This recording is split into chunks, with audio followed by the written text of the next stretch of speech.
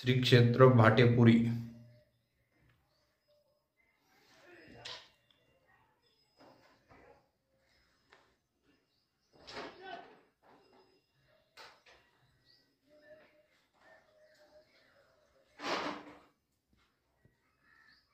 नागपत्र कराचे नारियल परिशिर प्रतिज्ञा ही सुपारीचे भावविडा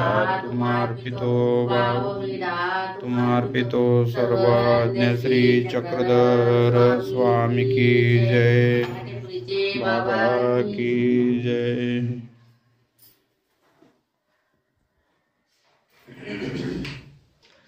एकच मंदिर आहे काय इथे? एवढंच आहे, एकच आहे.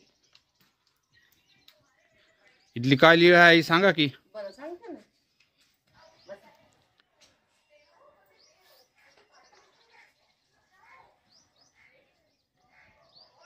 सांगा। पुढे स्वामी इथं आले। बर।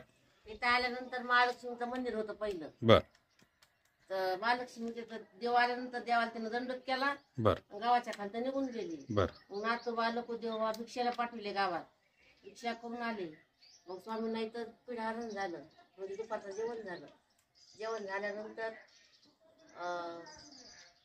पैसाने पूजा हे सगळं इथं व्यवस्थित केली। नंतर सारंगधर वस्ती झाली। सारंगधर वस्तीचे स्थान नामशेष जरा सापडत नाही। बर, अशी इथली लीळा आहे। हो। सर्वज्ञ श्री चक्रधर स्वामी की जय। सर्वज्ञ श्री चक्रधर स्वामी की जय। भाटेपुरी मंडळी, आज आपण श्री क्षेत्र भाटेपुरी स्थान वंदन केलेले आहे। या स्थानाची लीळा आता आपण श्रवण करूया।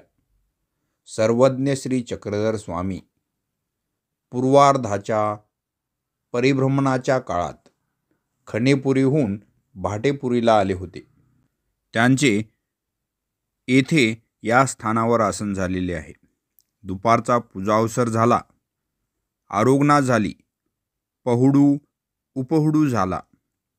मग दुसऱ्या दिवशी सर्वज्ञ श्री चक्रधर स्वामी येथून गाडेसावर गावला गेलेले आहेत।